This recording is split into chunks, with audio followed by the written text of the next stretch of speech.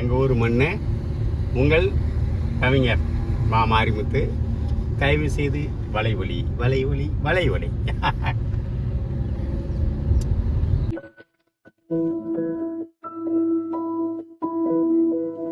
படிச்சுட்டு நாங்கள் அந்த காலத்தில் வந்த மாதிரி இந்த பாருங்க, இந்த சைடு ஏரி, இந்த ஏரி பாசனம் வந்து இந்த பக்கத்துக்கு பெரிய ஒரு வரப்பிரசாதமாக இருந்தது பாருங்க. அப்படியே பச்சை பசேர்னு இருக்கும், அவ்வளோ அருமையாக இருக்கும். அந்த தண்ணி இருக்க காலத்தில் பார்த்தீங்கன்னா கடல் மாதிரி இருக்கும் இந்த பக்கம். அதிலிருந்து இந்த சைடு குளிர்மீன்னு சொல்லுவாங்க, அதை வச்சு தண்ணி அடைச்சி வச்சு இந்த பக்கம் விவசாயத்துக்கு விடுவாங்க. கிணறுகள் நிறைய கிணறு இருக்கும், அதெல்லாம் தென்னை மரம் தோப்பெல்லாம் தெரியுறது எல்லாமே கிணறு. அதில் வந்து எப்போ பார்த்தாலுமே தண்ணி இருக்கும், இந்த பத்தாமல் தண்ணி இருக்கும். இந்த இங்கே ஒரு கிணறு இருக்குது, இந்த கிணத்துல வந்து நாங்கள் வந்து குளிப்போம். இதெல்லாம் வந்து குளிச்சுட்டு இது பண்ணுவோம். சரிங்களா? இன்னும் இருக்குது நிறைய சொல்கிறேன். எப்படி பாருங்கள், ஒரு பாம்பு மாதிரி வளைஞ்சி வளைஞ்சி வளைஞ்சி வளைஞ்சி போகுதா? ஆமாம், இவ்வளோ தூரம் நாங்கள் வரணும். இவ்வளோ தூரம் வந்து பஸ் ஏறி அப்போ போவோம். அப்போல்லாம் ஒரு நாளைக்கு 2 தடவை ஏதாவது பஸ் வரும். அப்புறம்லாம் இப்போ மாதிரிலாம் இஷ்டத்துக்கெல்லாம் பஸ்ஸு கிடையாது. காலையில் ஒரு தடவை, சாயந்தரம் ஒரு தடவை வரும். அது கூட ரொம்ப யாரும் பஸ்ஸுக்கு ஆயிரம் பார்க்க மாட்டான், எல்லாமே நடந்து ஓடியாந்துருவோம். அது ஒரு சுகமான நினைவு. நீங்கள் பார்த்தீங்கன்னா ரொம்ப பச்சை பசேர்னு இருக்கும் பாருங்கள். இந்த 2 பக்கமும் பார்த்தீங்கன்னா அவ்வளோ பசுமையாக இருக்கும். ஏரிகள் வந்து இந்த சைடு ஏரி தண்ணி, இந்த சைடு ஃபுல்லாக விவசாயம், எல்லாம் கிணறு கிணறுமா அப்படி ஒரு அழகாக இருக்கும்.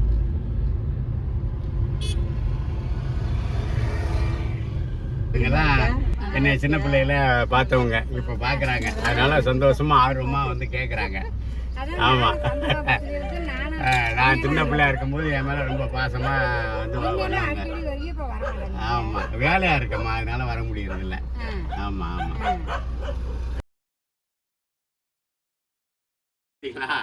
நான் பிறந்த மண்ணுன்னு சொன்னேன் இல்லைங்களா, இது நான் பிறந்து வளர்ந்து விளையாண்ட வீடு, அந்த தெரு இது.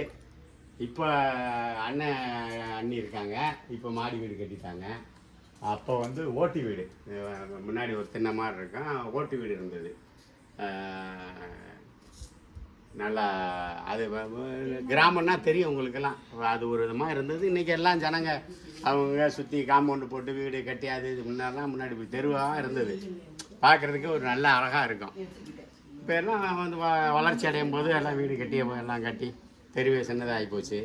இங்கெல்லாம் காலியாக இடம் கிடக்கும், இங்கே தான் விளையாடுவோம்.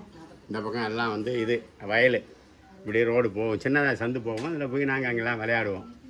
இதுதான் நான் பிறந்த மண்ணோடைய நான் பிறந்த வீடு. சரியா?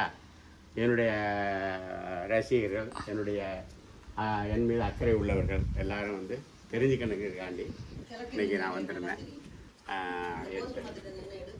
ஆமாம், சரியா? பார்த்துக்குங்க. எனக்கு இப்போ வீடு கட்டிட்டாங்க, ஆனால் அந்த பழைய வீடே கட்டினா இன்னும் அழகாக இருந்திருக்கும். அண்ணன் வீடு கட்டினதுனால இன்றைக்கி மாடி வீடு ஆயிடுச்சு.